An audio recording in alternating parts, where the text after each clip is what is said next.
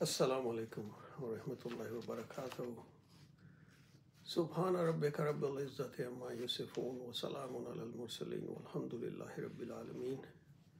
Dear brothers and sisters, my name is Zubair Kareem, and this is the lecture number 5 in series of lectures I was recording on the subject matter of Islamic finance, but particularly about the riba. These lectures I have recorded are available both in English and Urdu versions. If somebody has preference for Urdu, they are also available, FYI. I finished my last lecture number 4, when I provided a logical analysis of the concept of understanding of riba, which nowadays, in today's world, mostly it is taken as the word interest, or the concept of interest is taken as riba. And unlike even recent past, newer translations and newer translators are translating riba as interest.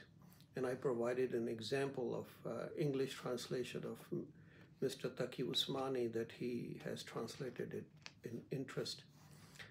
And then I provided a logical analysis in my last lecture that how much difficulties we have taking riba as interest, and then how much logical difficulties we have when we look at what the solution is provided by Islamic banks for a home financing contract, and we see so many illogical things that it did not make a logical sense to take concept of interest as equivalent to the concept of riba as described in the Quran. Now,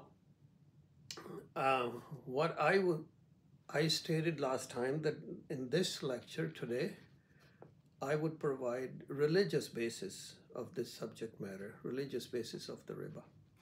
And I'm directly going to go into that. A lecture is probably going to be long.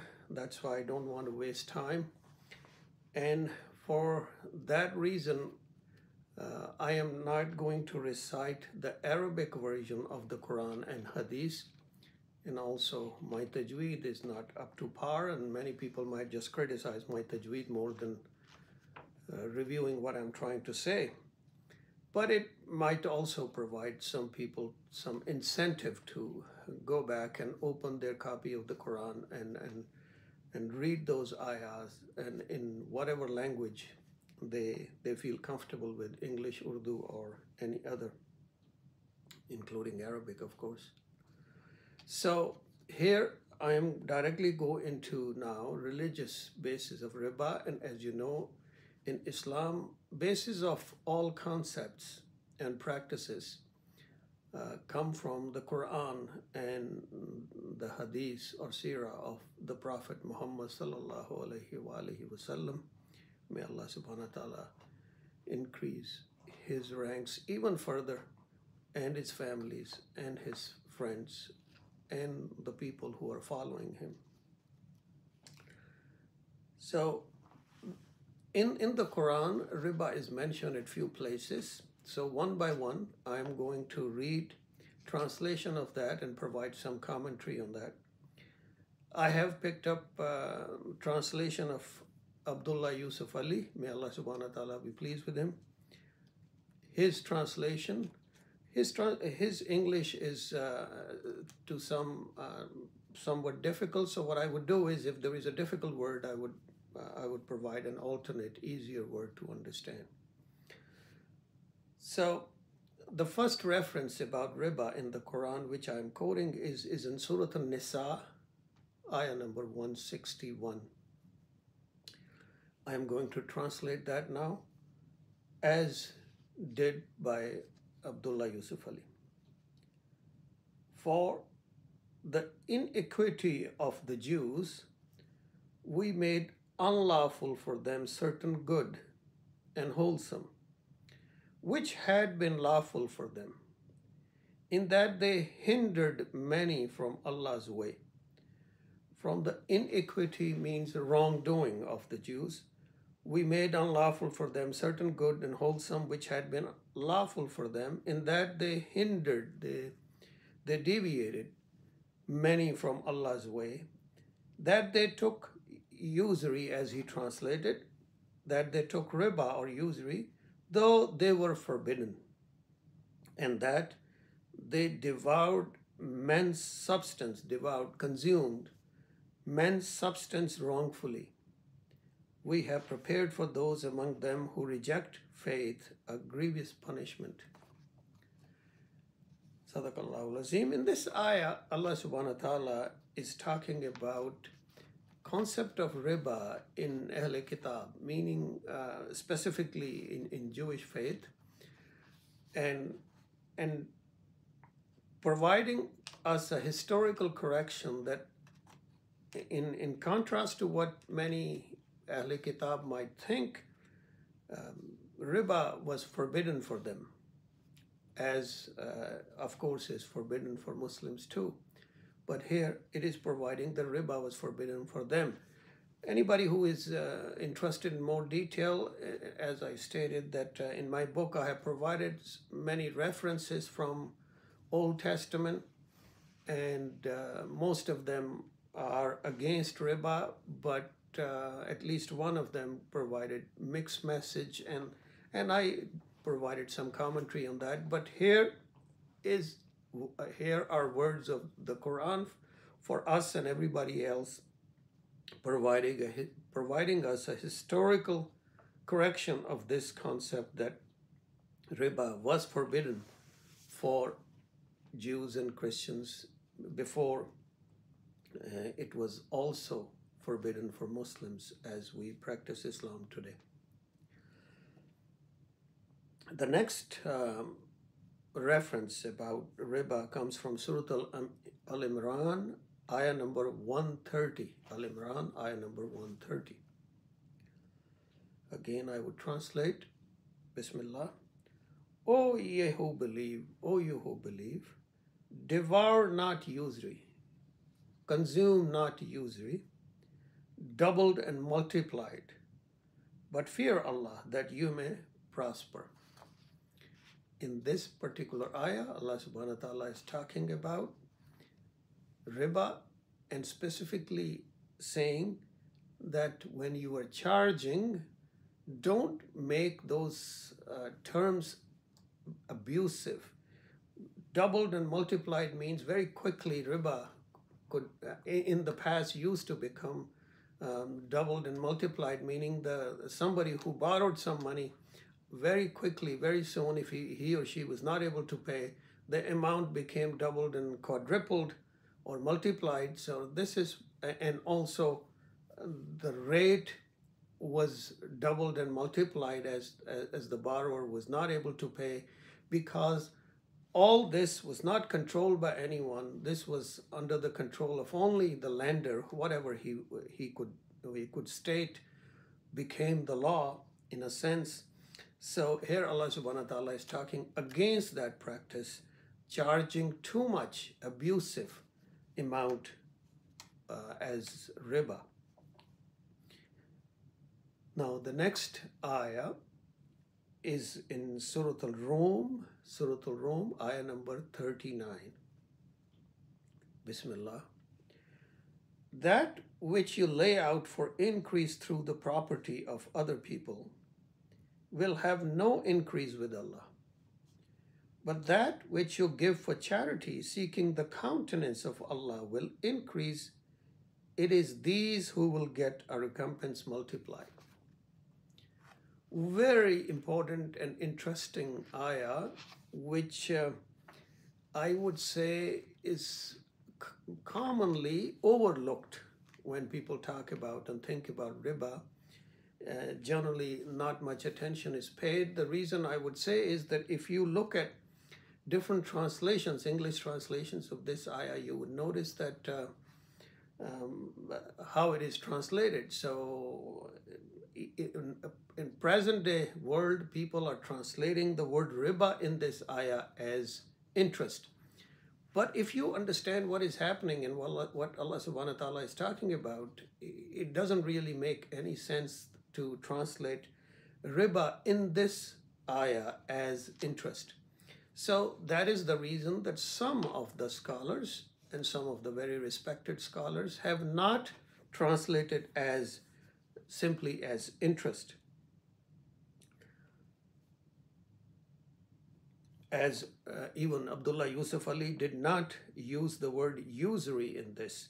Again, that which you lay out for increase through the property of other people will have no increase with Allah. What is happening is Allah subhanahu wa ta'ala is comparing two different types of giving. Different type of giving. Giving means that we give away our resources or money.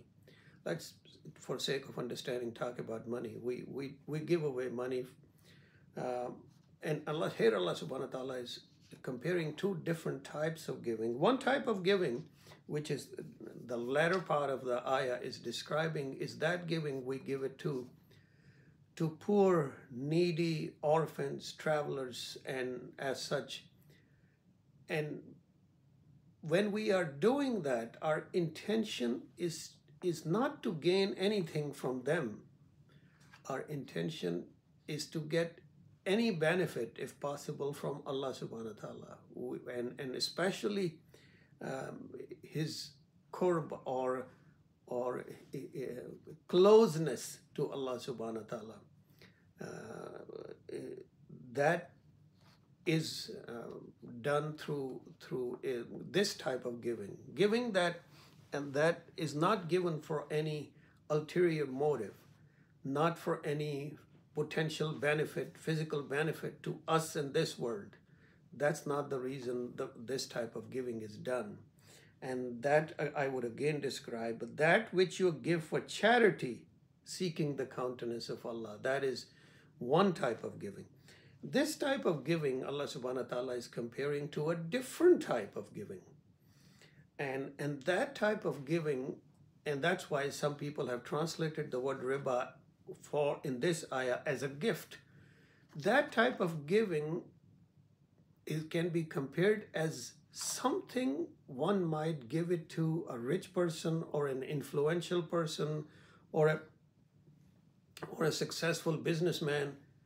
And the purpose of that is to get some monetary reward out of it.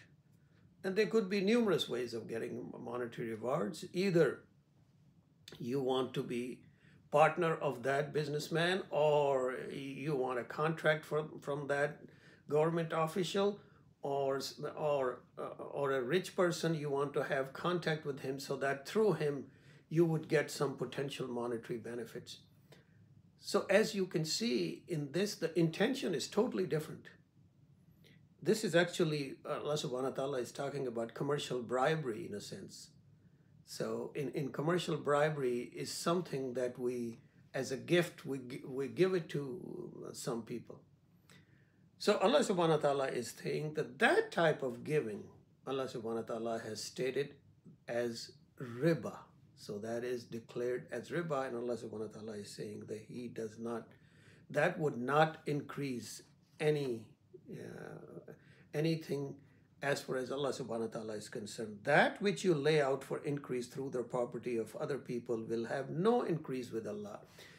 In Allah subhanahu wa ta'ala's books, you might get some potential monetary benefit like a contract or something, but one would not get Allah subhanahu wa ta'ala's happiness or closeness with this, which is for a Muslim, for everyone, for every human being, is the ultimate desire, that Allah subhanahu wa ta'ala's happiness and closeness. And here Allah subhanahu wa ta'ala is comparing these two different types of giving. So the primary message to be taken from here is that the riba in this ayah is declared as that type of giving, or as a gift. It is not in old-fashioned riba, because old-fashioned riba was people never wanted to give it. It was always given under duress against people's real intention or will, but that was forced upon them. This is different. Next ayah is Surah Al-Baqarah, ayah number 275 and 276. I would recite them together, their translation. Bismillah. Those who devour usury will not stand except as stands one whom the evil one by his touch hath driven to madness. That is because they say trade is like usury, but Allah hath permitted trade and forbidden usury. Those who after receiving direction from their Lord desist shall be pardoned for the past. Their case is for Allah to judge, but those who repeat the offense are companions of the fire. They will abide therein forever.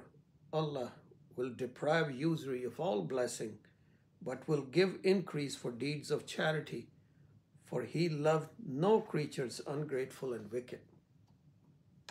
Sadaqallahu Azim.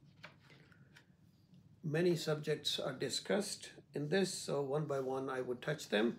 The first one is, this ayah is providing us, Allah subhanahu wa ta'ala is providing a very bleak picture of last day, hereafter, when we all would be standing in front of Allah subhanahu wa ta'ala, accountable for our actions. And that day, it's going to be a very dark day, and everybody would be looking for his or her own interest. Nobody would recognize anyone. And in the midst of so many people, everybody is looking for the right path, for safety, for peace, for Jannah. Everybody would be looking or direction for that area. But finding direction that day would not be easy. And in terms of all the darkness and everything, people who are rightly guided, they would be guided by light. But then there are going to be some other people who would be either misled or not be able to find the right path, or they would be confused because they would not be able to follow light. But in the midst of all that, Allah subhanahu wa ta'ala is also saying that there are going to be some people who would behave like they are crazy, or something has happened to them, like Satan has possessed them or touched them, and they would be maddened just for some reason. They would behave like mad people.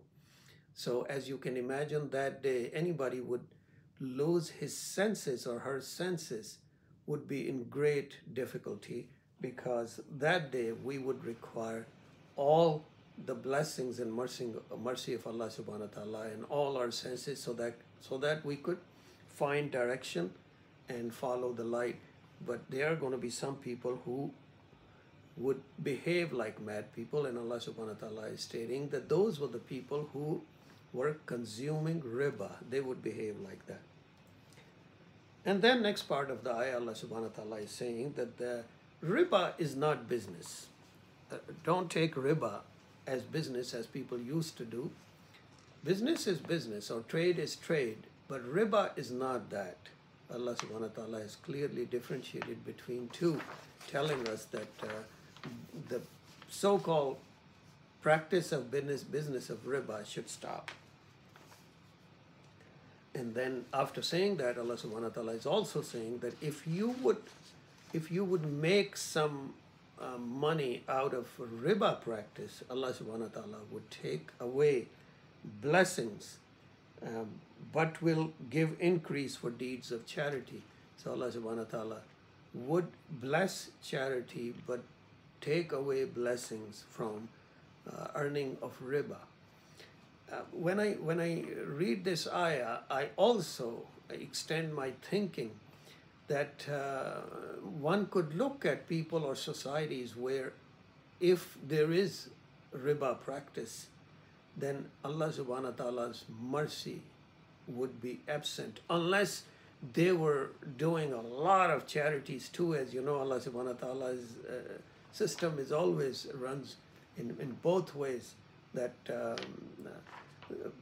positive and negative things are going at the same time. As I stated in my previous lecture, that you could never completely avoid, or not avoid is not the right word. You cannot completely eliminate riba from a society. That is probably not possible.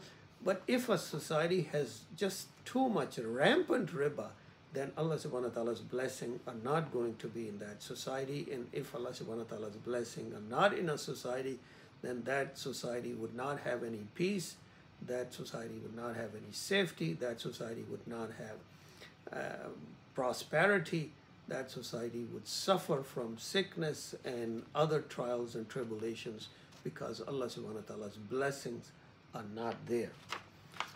That is interesting information for us to reflect and see and compare different societies. Next is again Surah Al-Baqarah, and the ayah number 278 and 278 to 281. These are the last ayahs of the Quran where subject of riba has been discussed, and I would translate these ayah, very important ayah. Bismillah ar-Rahman ar-Rahim. O you who believe, fear Allah and give up what remains of your demand for usury or riba. If ye are indeed believers, if you do it not, take notice of war from Allah and His Messenger. But if you repent, you shall have your capital sums. Deal not unjustly, and you shall not be dealt with unjustly. If the debtor is in a difficulty, grant him time, till it is easy for him to repay. But if you remit it by way of charity, that is best for you, if you only knew. Sadaqallahu Azim. So let's do subjects one by one. The first one. This is the ayah when riba is completely forbidden for Muslims. Of course, Allah subhanahu wa ta'ala has stated in the Quran already that the riba was forbidden for previous nations too. Ahl Kitab, riba was forbidden. But probably Muslims at that time of when Rasul Akram was living, in Arabs, they were not following Christian faith or Jewish faith. For them, they were practicing riba. And also, as they were the new Muslims, they have heard some restrictions on riba, as previously stated, but they haven't heard final word on riba. And here it is when it was revealed that riba has been forbidden. And Allah subhanahu wa ta'ala says that if you are believers, then give up your demand. Give up your demand, meaning if anybody had a riba contract, a contract with riba with anyone, and that person was expecting that he would get that riba amount on top of what was borrowed, the riba amount, then Allah subhanahu wa ta'ala is saying that forget about that riba amount.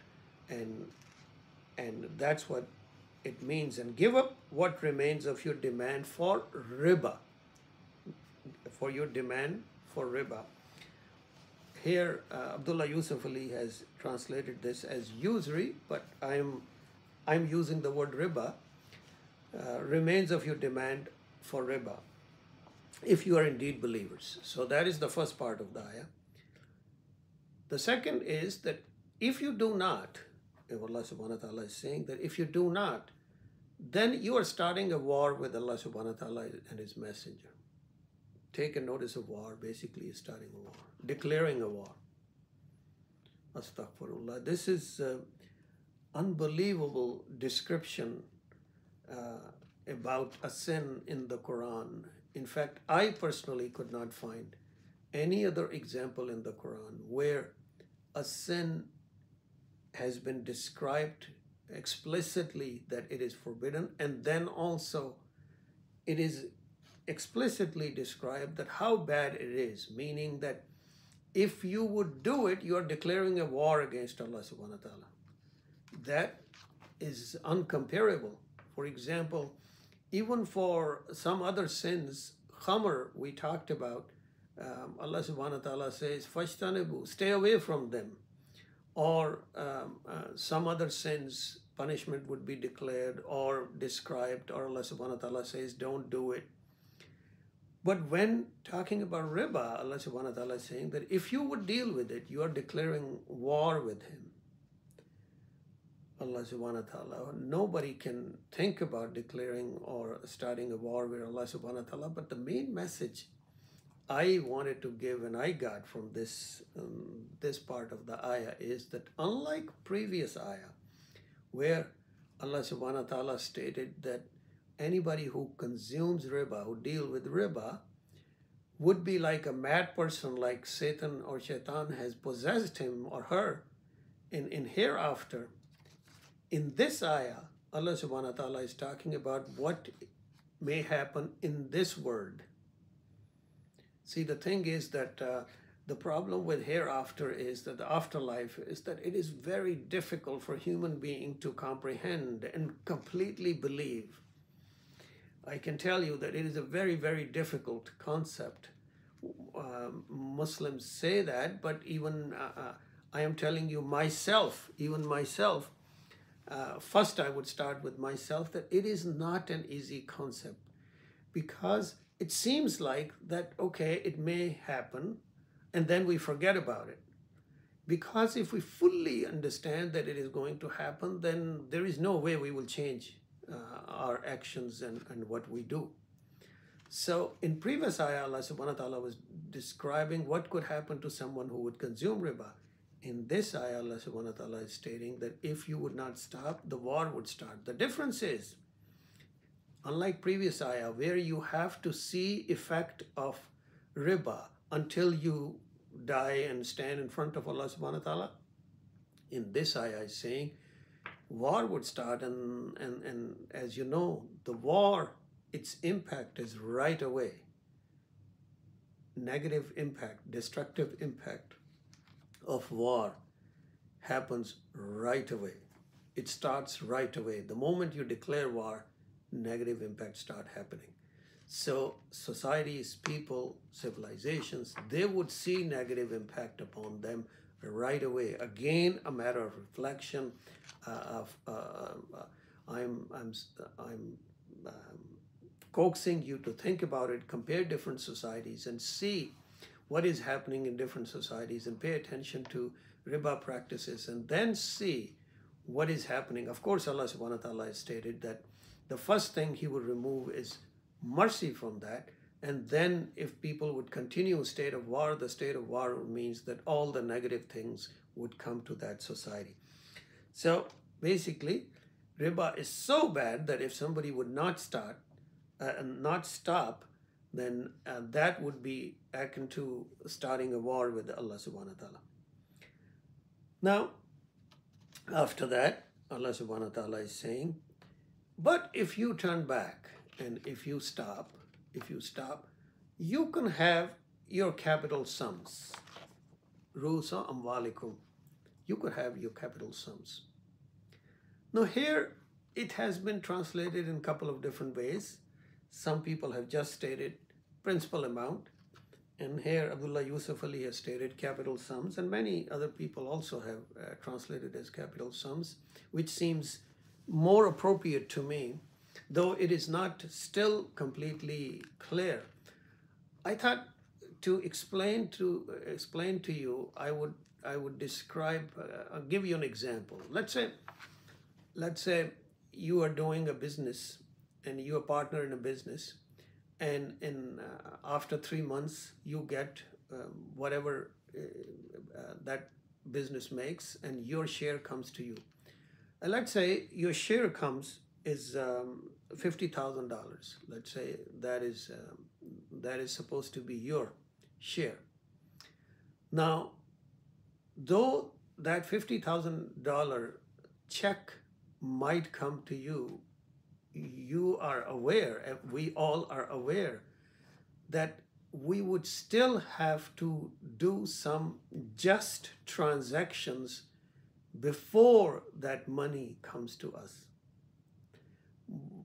Which means that there could be some just transactions that should happen before that money. You may not get the whole amount because some transactions have to happen. And for example, you still have to pay taxes on that or other expenses, but let's say for sake of this understanding, you still have to pay taxes. So you may not, though the 50,000 belongs to you, but at the end of the day, you might get 35,000 or 30,000. So this terms of you can have your capital sums, it is little bit needed some clarification that the amount that would come to you would be determined based upon some factor. That when Allah subhanahu wa ta'ala says you shall have your capital sums, of course you can have your capital sums, but how much you would get, that would be determined based upon some principle. And that principle, it looks like to me, that principle is justice. Because we are talking about Haqukul Ibad, we are talking about a matter between two people or two communities or two groups of people. We're not talking about matter between a person and Allah subhanahu wa ta'ala. We're talking about two people. And whenever matter of this kind are decided between people, the fundamental prime concept is justice. And justice always comes with ihsan. I'll go there in a second.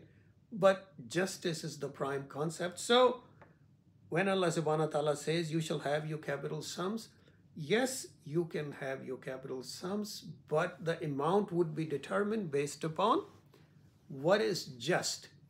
Now, if there was any doubt about what I am trying to say, what I'm saying is that the amount would come to you would be determined based upon justice.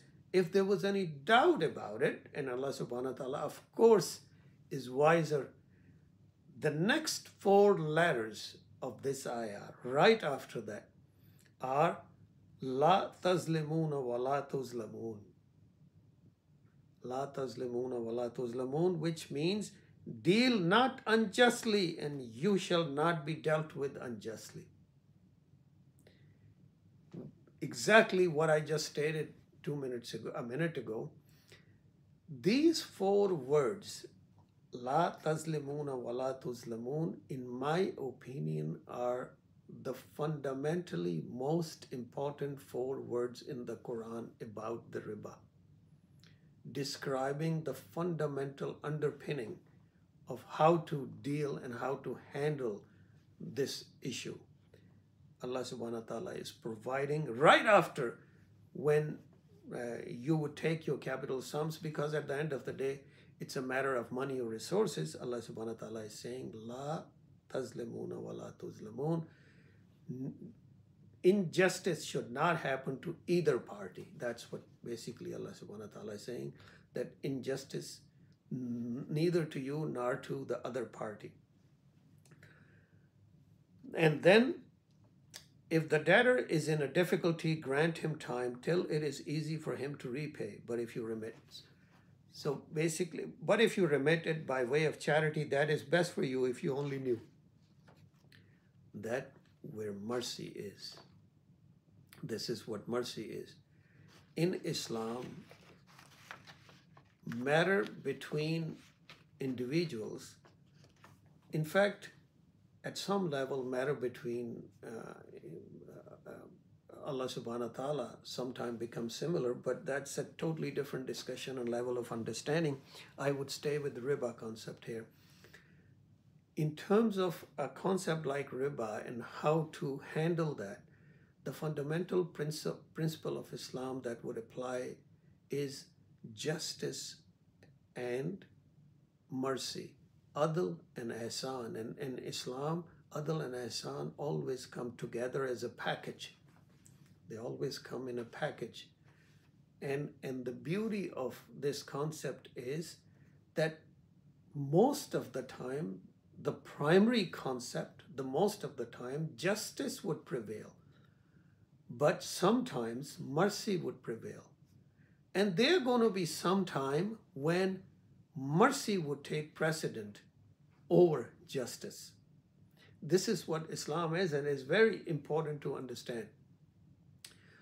For example, in this ayah, we are being told in terms of riba that justice would be like when you are taking your money, then the basic concept you would use to basic yardstick you would use to take that money would be justice, meaning instead of saying justice, in fact, Allah subhanahu wa ta'ala is saying no injustice. Even that has very subtle point,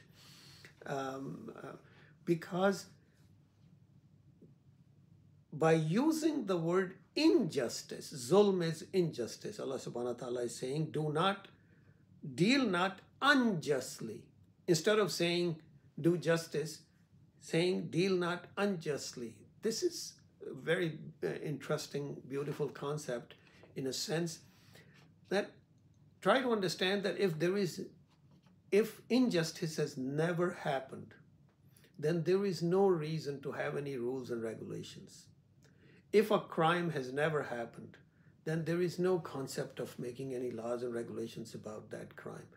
Rules and regulations only are applicable, and they are made, and they are formed, and they are formulated when a crime happens.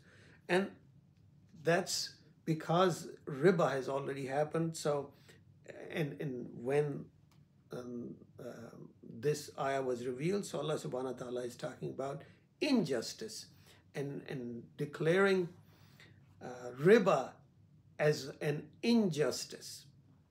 So one of the main thing to get from this ayah also is that at the end of the day, what riba is injustice of what kind? Injustice of financial kind. So the riba, if you look at it from this ayah, is a type of financial injustice, and that's what Allah subhanahu wa ta'ala is saying to prevent it, to control it. Deal not unjustly, and you shall not be dealt with unjustly. That's the concept. And then in the next part of the ayah is ihsan, which is that if somebody is not able to pay, give more time, and somebody is still not able to pay, then let it go. And interestingly, same concepts have been replicated in those societies where, for example, home financing is so successful. If you find a society where home financing contracts are very successful, just like American society, when you go deeper into that, you would find that it is done exactly the same way as described in this ayah. So in most cases, justice is the rule, but sometimes mercy kicks in. Exactly the same thing in this society too, and that's what Allah subhanahu wa ta'ala is saying. So this is the information written in the Quran, and my understanding of all this is, if I look at it, one, riba is completely forbidden, as it was forbidden for previous nations, as for Jews. And next, Allah subhanahu wa ta'ala is stating that in previous ayah, Allah subhanahu wa ta'ala stated, don't charge too much, don't have abusive charge. And then in these final ayahs of Surah Al-Baqarah, Allah subhanahu wa ta'ala has stated it is forbidden, but then also provided the fundamental principle based upon which you would, or the lender would get his money back or resources, his capital sums or her capital sums. And the principle that would be used would be justice, meaning avoidance, prevention of injustice. No injustice should happen to either lender or the borrower. That is the principle. But sometime even mercy would prevail. And that's Allah subhanahu wa ta'ala is saying. Now, with that, we go to we go to now hadith or seerah literature, and in that, around the time these ayahs about riba were revealed at tail end of Rasul Akram's risalat or very late part of his life, to the extent that some Sahaba regretted that they should have asked more questions to him, because they still had a lot of questions about riba and they couldn't answer those. Some of them they couldn't answer. And if you go through hadith literature and different books of hadith, and if you read them unbiasedly, you would notice that even very early generation was struggling many times with concept of riba in different transactions and different situations. In any case, the first thing I would mention about Sirah is that Rasul Akram went for a Hajj, the only Hajj he performed, and in that Hajj he gave a famous speech or sermon at Arafat, and that, as we all know, has historical significance because of what he stated in a brief speech. So fundamentally important subject matters were discussed, including the one about riba. So first I'm going to quote you a few words of that sermon, which probably happened somewhat right after or closer to revelation of Surah Al-Baqarah's these ayahs I just recited to you. Now, few sentences of that sermon of Rasul Akram sallallahu alaihi wasallam. Verily, your blood, your property are as sacred and inviolable, sacred, as the sacredness of this day of yours, in this month of yours, in this town of yours. Of course, he's standing for Hajj and everybody standing around him. They are standing in Arafat. So this sentence is easy to understand what he is saying. Behold, everything pertaining to the days of ignorance, days of Jahiliyyah, Yawm Jahiliyyah or time of Jahiliyyah, is under my feet completely abolished. So he's declaring that those things, certain things he would mention of the time of Jahiliyyah, they are under his feet, meaning they are stopped, forbidden from then on. And then he mentions the riba of the pre-Islamic period or riba of Jahiliyyah is abolished. In English, they have translated the usury of the pre-Islamic period is abolished, but the riba of Jahiliyyah is abolished. And then he goes on and made one of the contract his own family had in this regard and made it null and void. And the sermon went on, but we would just stop there. So basically in this sermon, Rasul Akram is declaring that riba of Jahiliyyah is abolished. So when I read this, now you should be careful when reading this speech of our Prophet. There are many different versions on Google, and that is a tragedy that we have difficulty finding the most authentic version.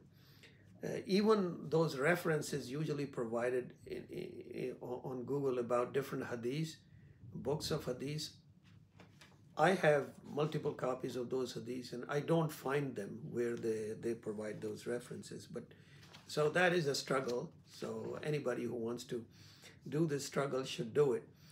But basically in this speech, Rasul Akram declared certain practices of time of Jahiliyyah. He said they are abolished, and the first one he mentioned, or one of them he mentioned, was riba. So the next question I had in my mind was, what was riba of Jahiliyyah? That's what I wanted to know. What was riba of Jahiliyyah? Remember, I have in my previous lecture, I have provided an opinion that historically in old days, riba was so abusive, and that's why Even in non-Muslim or non-religious societies, even it was frequently disliked and disapproved, and because of those abusive practices. Now, I wanted to know what Riba of Jahiliyyah was. So, finding about that, I think myself and all of us are very, very lucky that we have a resource available, and that is the book of Imam Malik Raziallahu Ta'ala Anha. May Allah Subhanahu wa Ta'ala raise his ranks even further. Very, for me, it is a very respected book, Al-Muwatta, which is the first book of Hadith, formal book of Hadith written. And this was written about 80 to 100 years of Rasul Akram's passing. So the previous statement I provided was Rasul Akram's own statement, the Riba of Jahiliyyah is abolished. And this is about 80 to 100 years after, when the first book of Hadith, formal book of Hadith was written. Though Hadith might have been written before, but in a book format, it was written, Al-Muwatta. And Al-Muwatta is a relatively small book, but excellent book, very, very good book.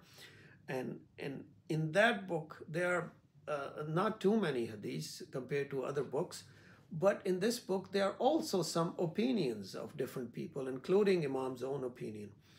So, and in that book, I found an opinion statement, a description in a sense of Riba of Jahiliyyah, which to me was very significant. And for a couple of reasons.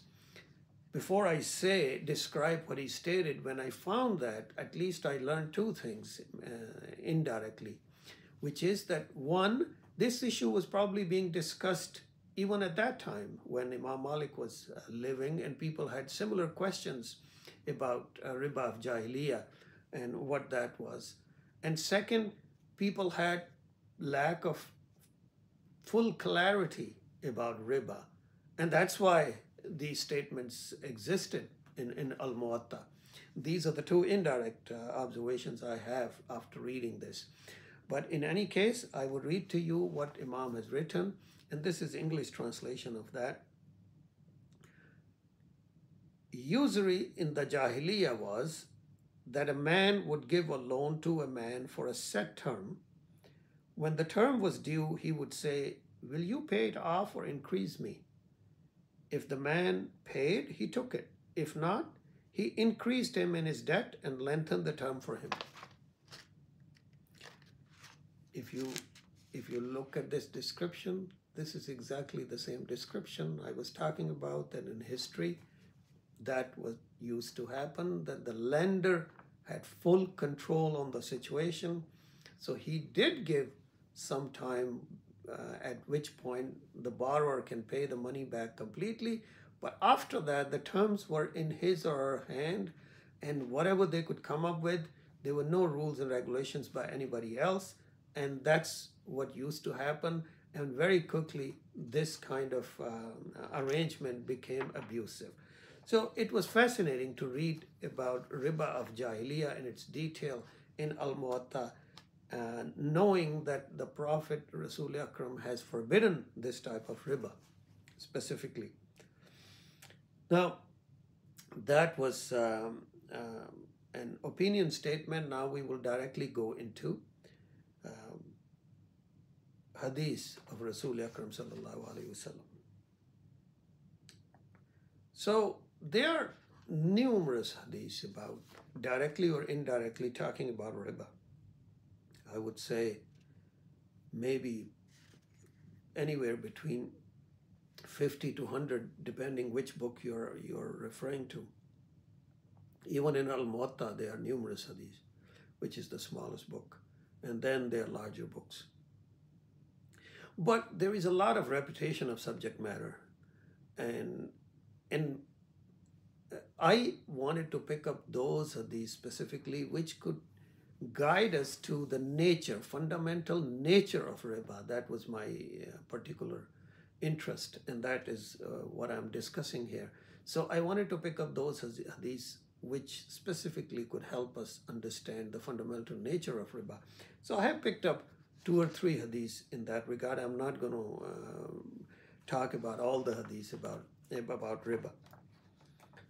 Now,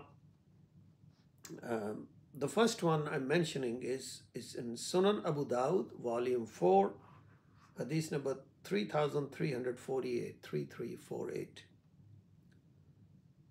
Bismillah, it was narrated that Umar said, the Messenger of Allah sallallahu alayhi wa sallam said, gold for silver is riba, unless exchanged on the spot.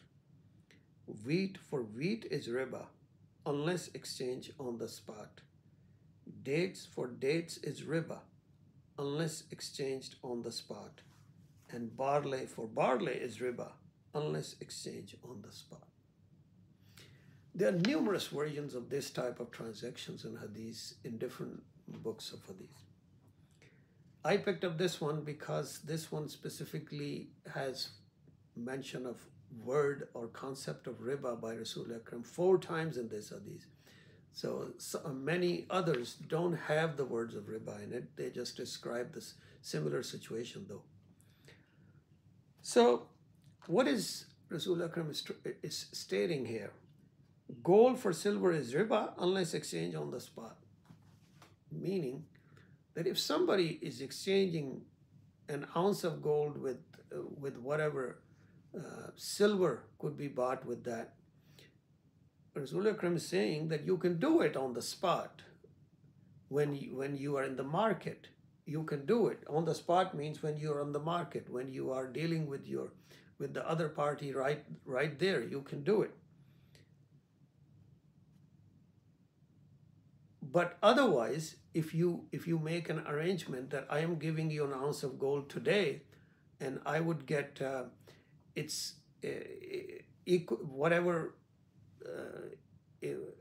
whatever silver would be for that gold, if you say that I would get that in 6 months' time, that is riba. Rasulullah Akram is saying that is riba.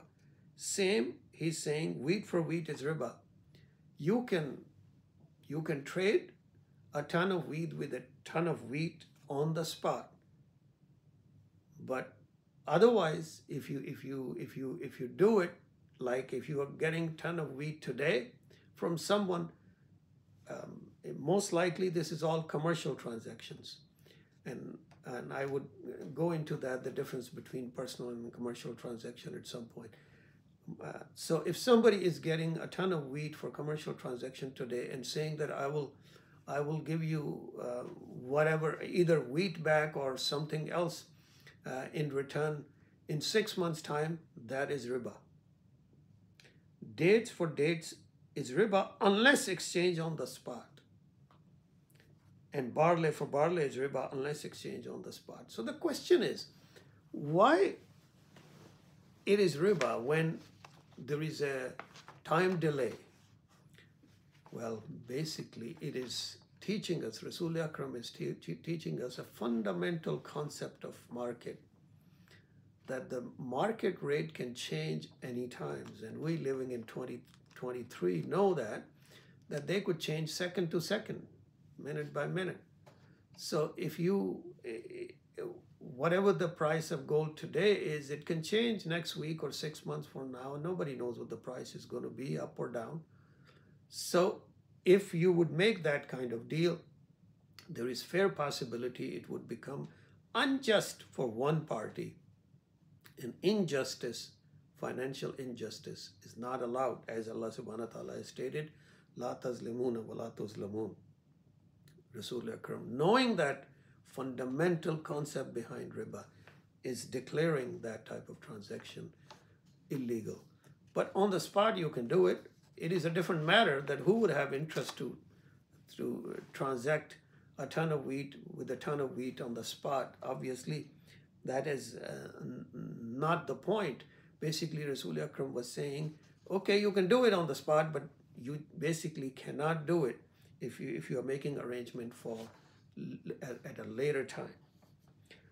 So, as you notice in this hadith, there is no concept of a loan in a sense, and there is no concept of interest, but these transactions are declared riba. Similarly, I gave you an example in the Quran where a certain type of giving is declared riba. So this should broaden our horizon, our thinking about riba, that riba is a much more complex matter than just saying interest. And we have to come up with the fundamental basic understanding to explain all kind of ribas. So we will go into that. Next, hadith is my favorite hadith about the concept of riba. As I stated, the fundamental 4 words in the Quran about the concept of riba are la tazlimuna wa la tuzlamun. The most important hadith that I find, and in my analysis, is this following one, which I'm going to read to you. Now, as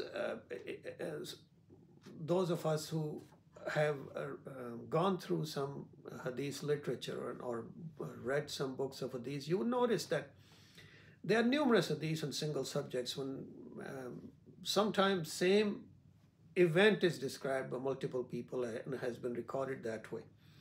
So similarly, whatever is happening in this hadith has happened in more than one way, meaning that in this particular hadith, there are 2 parties in this hadith. One is, rather 3, but mainly 2, Rasul Akram and Hazrat Bilal Raziyallahu Ta'ala Anhu. This is a conversation happening between these 2, interaction happening between these 2 people. But in a different version of the same concept and same hadith, the interaction, same interaction is happening between Rasul Akram and another person, a different person, which is his representative in Khabar. But same thing is happening. The reason I like this particular version, because again, I like those hadiths where Rasul Akram has particularly used words of riba, because they become more important, that he particularly stated riba or used words of riba, and this is one of those. But the tragedy is that that for English-speaking people at least, the large volumes of Sahih Bukhari you have with you now, which you can buy on Amazon, that does not have this hadith. And that is really a tragedy. I have a previous version which have more hadith than this recent one. And I have strong words for this, that no human being, none of us has any right to translate book of hadith in a way when some hadiths are taken away or taken out, unless on the front of that book we declare that that is an abridged version, and we clearly say that some hadiths have been removed, then it's fine. But if it is not stated, that I consider that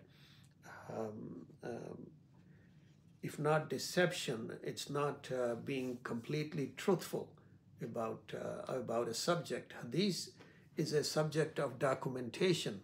Imam Bukhari is documenting things. He's not providing commentary most of the time. He's just documenting. We can analyze all that, but when we are translating book of hadith, we should translate word by word. Whatever Imam Bukhari wrote, that should be the way. So this particular hadith may be found in a little bit older version of Sahih Bukhari for English-speaking people. So here you go. Sahih al-Bukhari for me, Sahih al-Bukhari, volume 3, chapter 35, page 506. This version of Sahih Bukhari was translated in English in 1970s from Turkey by Yael al-Nari. I might be pronouncing his name wrong, but may Allah subhanahu wa ta'ala forgive his shortcomings. So here is the hadith. Bismillah. Narrated Abu Sa'id al-Khudri radiyallahu ta'ala anha, once Bilal radiyallahu ta'ala anha brought barni, which is a kind of dates, to the Prophet sallallahu alaihi wasallam, and the Prophet asked him from where have you brought these? Bilal replied, I had some inferior type of dates and exchanged 2 sa'as of it for 1 sa' of barley dates in order to give it to the Prophet to eat. Thereupon the Prophet said, beware, beware, this is definitely riba, this is definitely riba. Don't do it, but if you want to buy a superior kind of dates, sell the inferior dates for money and then buy the superior kind of dates with that money. And hadith ends. Very interesting, simple description and story and interaction happened. Hazrat Bilal Raziyallahu Ta'ala Anhu brought some dates which didn't grow in that area. Maybe they were tastier.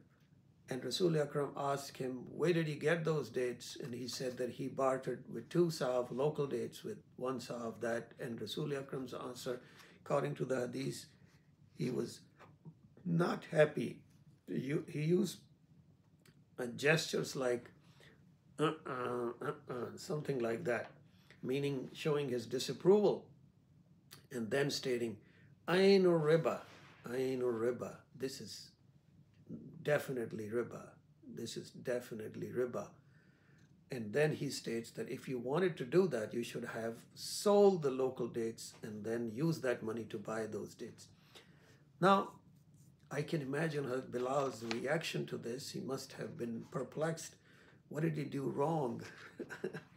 Maybe more conversation took place between him and the Prophet, but we don't have that conversation. We only have this hadith.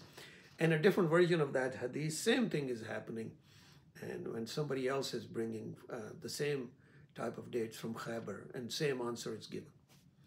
So the question is, what is the difference between what Hazrat Bilal did and what Rasul Akram was saying? What was in the way that Hazrat Bilal did that Rasul Akram stated that this is definitely riba, this is definitely riba? For that, we have to think and reflect. And here what I say, that the reflection is very important. Information sometimes is given to us, but we have to use our power of reflection. And without that, reaching truth would be difficult.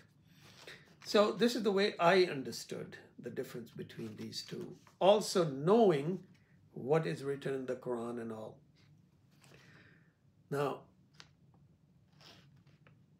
let's assume that that person who traded dates with Hazrat Bilal, he came from outside, maybe from Khaybar. He or she did not know the real value of those dates that that person brought. And they exchanged with 1-to-2 ratio. Let's assume that neither of them knew, neither Hazrat Bilal nor that person knew the real value of those outside dates. Let's say that an hour later, that person goes to local market in Medina and he looks around and he finds that actually those dates that he just sold to Bilal with 2 sa' of local dates, they are being sold at 5 sa'as, which he didn't know. Now what would happen? Bad feeling, number 1, regret, number 2, but more importantly, loss to him or her. This is a loss that could be avoided. There are some losses you can avoid in business or trade, but there are some losses which could be avoided. This is an avoidable loss. And because of these if that would have happened, the doubts in his or her mind against Bilal, because he might think that Bilal knew the real value, but he didn't know. So that is a doubt. Now, even that doubt is not a good thing. But this doubt is avoidable doubt, meaning you could avoid it. How?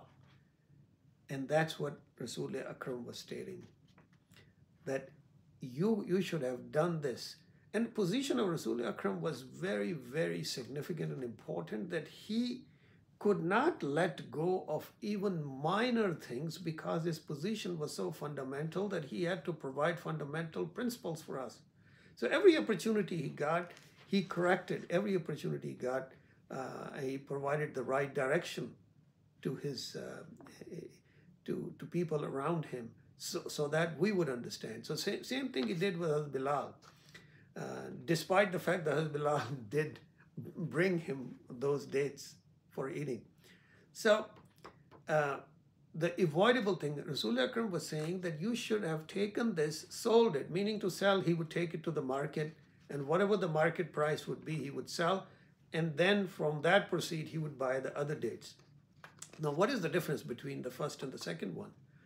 Well, when the things happen the way Rasul Akram was saying, chances of financial harm and chances of doubt minimizes, either vanishes or minimizes or decreases. So fundamentally, that's what Rasul Akram was saying, and that's what really the fundamentally is riba. And that's what he was saying, Ainu riba, that avoidable harm and avoidable doubt. That's what he was trying to say.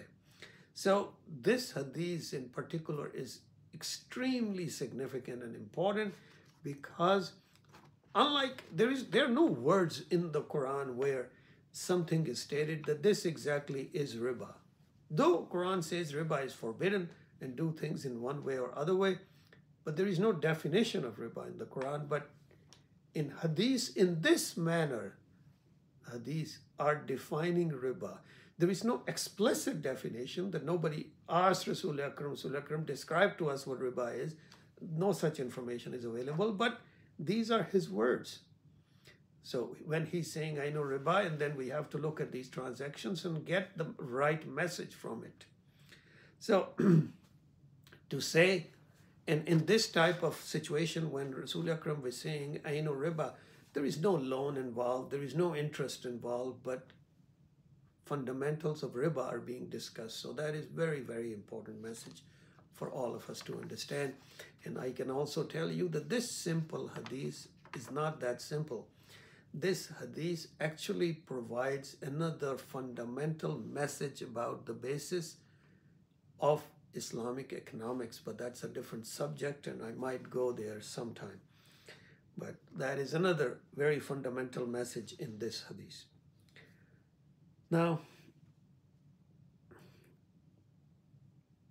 the next hadith I have added in this, included this for just a particular reason, and I would read this to you first. This is taken from Sahih al-Bukhari, volume 3, chapter 34, and number 2060 and 2061.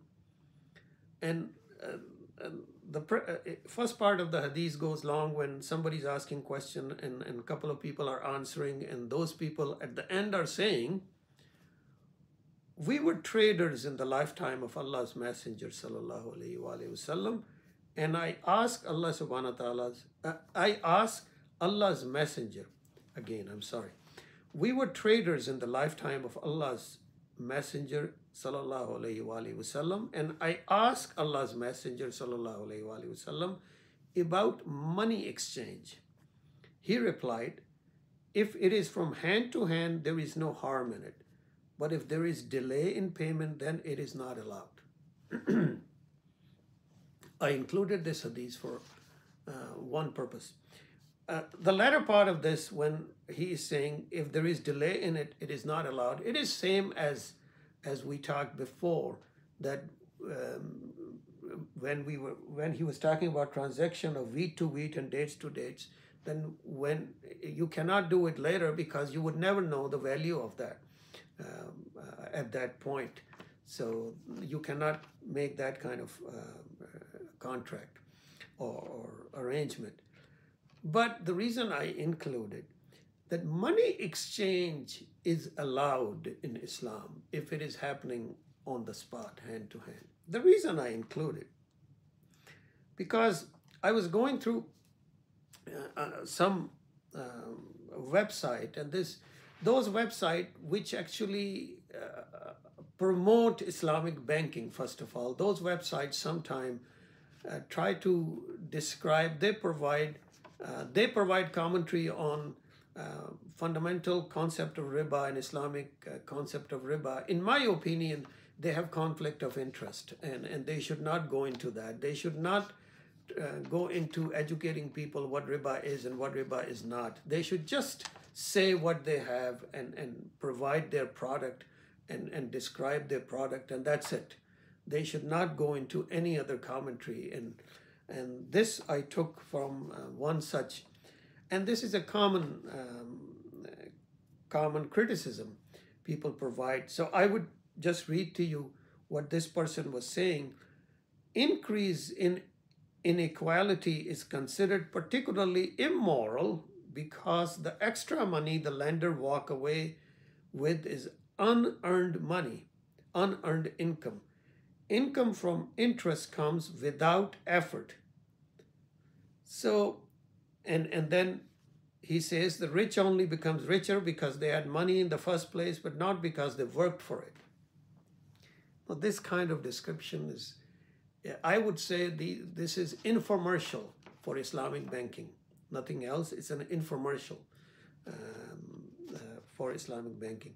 What this person is saying, that interest is like an unearned money by someone who didn't do any effort, and just because that person has money, he is becoming richer or making money out of it. This is a common criticism of interest. But the thing is, Rasul Akram has allowed money exchange. So the person who is doing money exchange, he's not putting any effort. He has some one form of money. Other person comes to exchange it, and as you know, money exchange happened with some margin, and whatever the margin is, that is their profit. So money exchange is simply, and there are standard rates, and that is allowed. So this argument doesn't work. So I just include it for that reason. And the final hadith, brief hadith I would talk to you about is, it is in Sunan Ibn Majah, volume 3, hadith number 2275. Sunan Ibn Majah, volume 3, 2275. Bismillah. It was narrated from Abdullah that the Prophet ﷺ said, there are 73 degrees of riba. Now, this version of hadith stops here. There are other versions, and one particular version I particularly do not like, because in that, after this statement, they document some other statements of Rasul Akram, which to me, with him having best of characters, I don't expect that he could have stated those words, but Allah subhanahu wa ta'ala knows best. I don't comment on that hadith. But this one is the similar one. He's saying that there are 73 degrees of riba. 73 does not mean, or 73 aspect or varieties of riba. Now, or 73 different ways you can look at it. It doesn't mean that he's saying that it is 72 plus 1, 73 types. Basically, his words mean that there are a lot of ways that riba could be in a transaction or in a society or in a contract. There are a lot of different ways. That's basically fundamentally the message I am getting. But if you think about this, and if you read our literature about riba, religious literature, and even academic literature, you would not find that people coming up with more than 2 types of riba. And in fact, most of the time, religious literature is just provide one exclusive version, interest, or sood. That's all what they talk about. Academic people, on people who are making laws and regulations, they usually talk about 2 different types. But even this distinction between 2 types is arbitrary. In my opinion, Rasul Akram is talking about something totally different. He's saying that you have to broaden your horizon and look around, and you would find many places where riba is there. But the reason we are unable to see it and unable to perceive it and unable to comprehend it, because we have difficulty with the fundamental understanding of riba. If we just take it as interest, then we get stuck.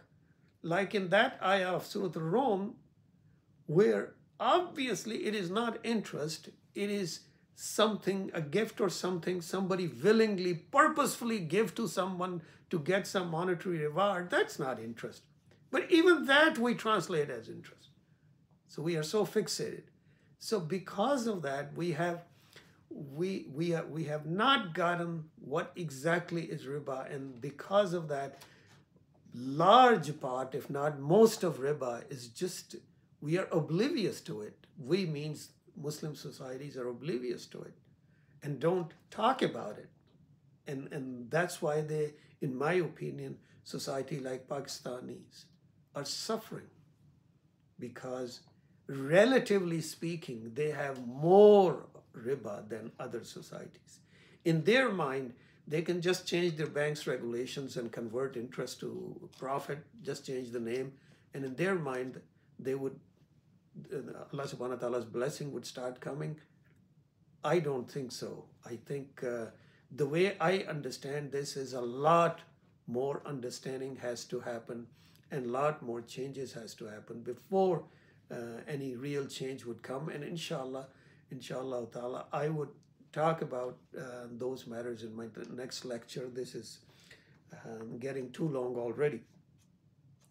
So at the end, my understanding is that the riba is not a thing, not an article. Like khamr is not wine or alcohol. Khamr is a concept, and if you have to understand, if you understand that concept, then you can analyze anything, any chemical or eatable things, if it is khamr or not. Similarly, riba is a concept, it's a term, and if you understand it correctly, then you can analyze anything. And if I could, it cannot be described in one word, but if I have to describe in 2 words, I would use the word financial injustice. That's what riba is.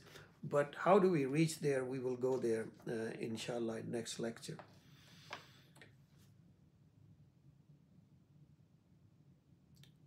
Financial injustice or financial zulm. We have to be careful that the zulm in Arabic language is injustice, but for Urdu-speaking people, zulm means something different. It's a much more harsher word than even injustice. Now,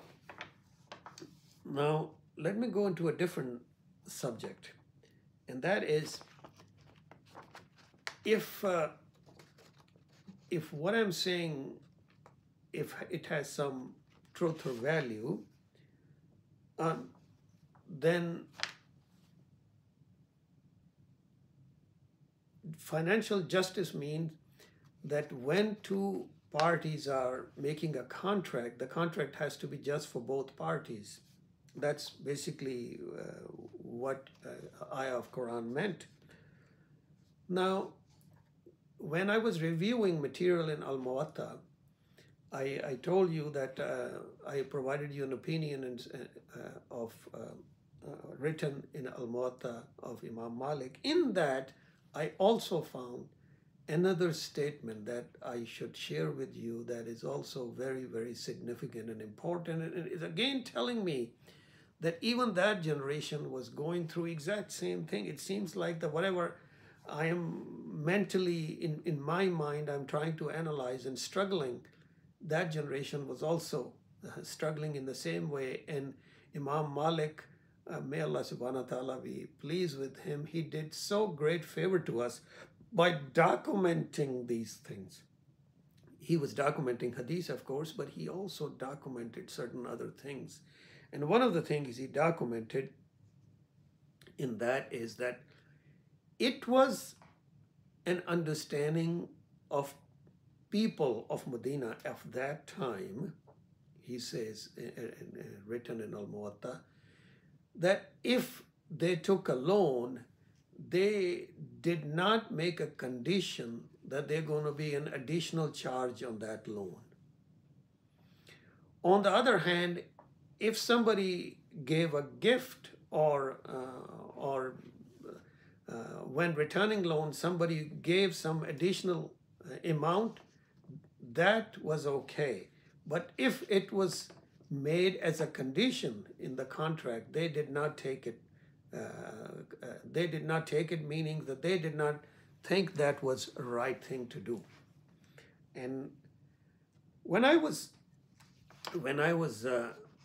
trying to think that where is this origin of this concept that no amount can be charged, no amount. There is a, we can say, an illegal amount or abusive amount, that is all true, but if we say that no amount can be charged, a bank cannot charge, the qard has to be qard hasna, for example. That's what Imam Malik is saying, that if somebody took a loan, that qard was always qard hasna, meaning they didn't charge anything, they didn't expect anything on top of that.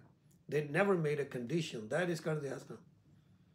So he is writing this in Al-Muwatta, which is telling me that even this issue was discussed even at that time.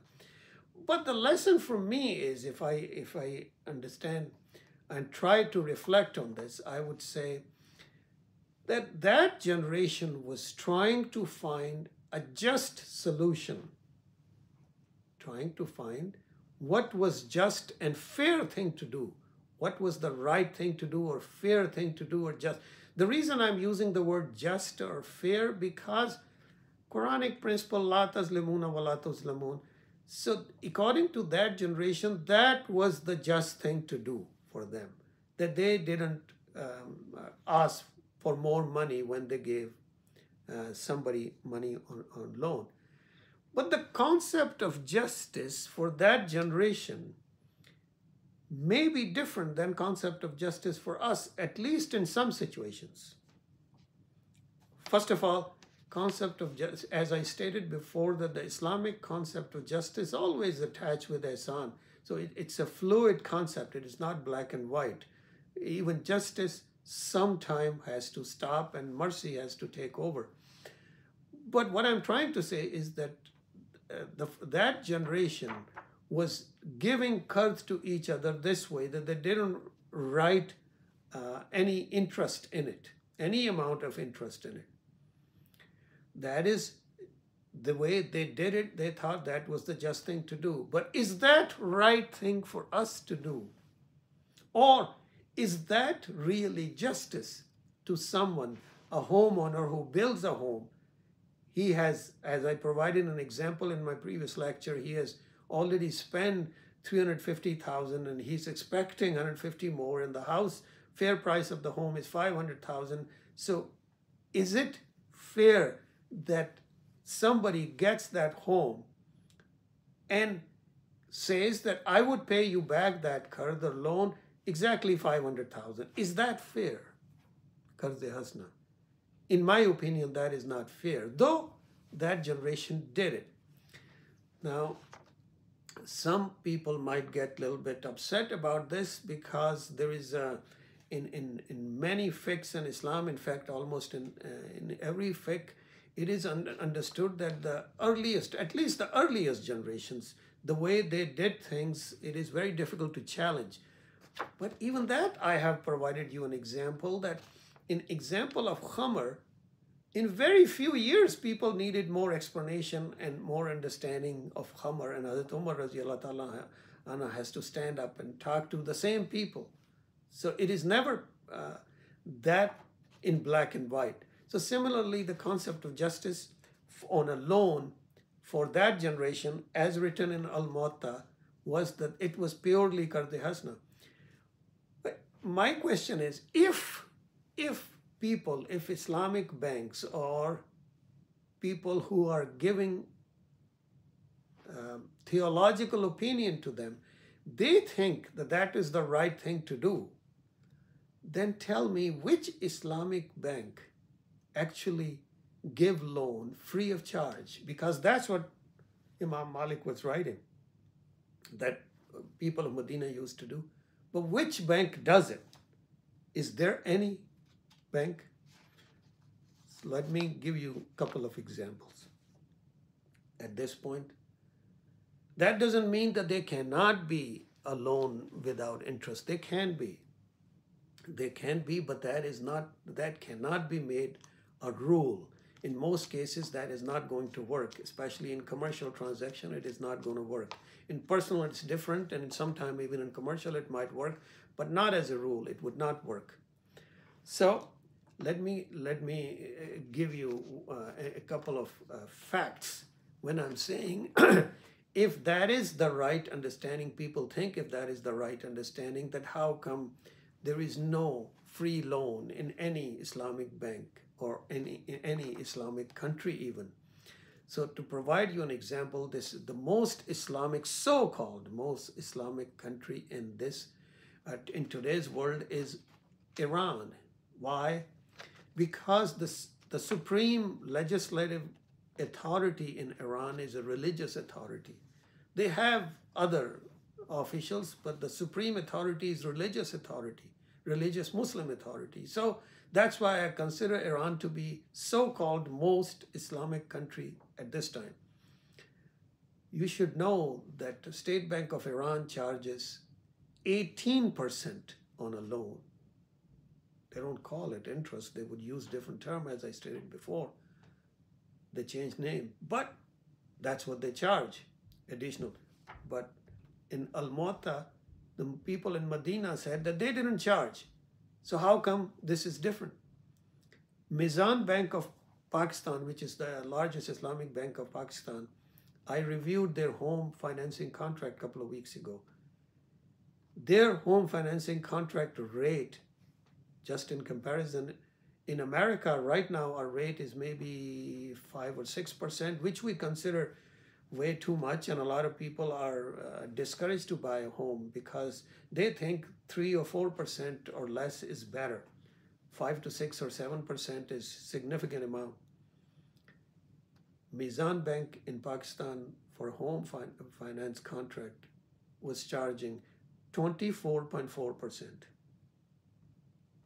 24.4%. So where is that free? They call it something different, but at the end of the day, whoever is borrowing it, for him or her, it's the same money. It's the additional charge. Now,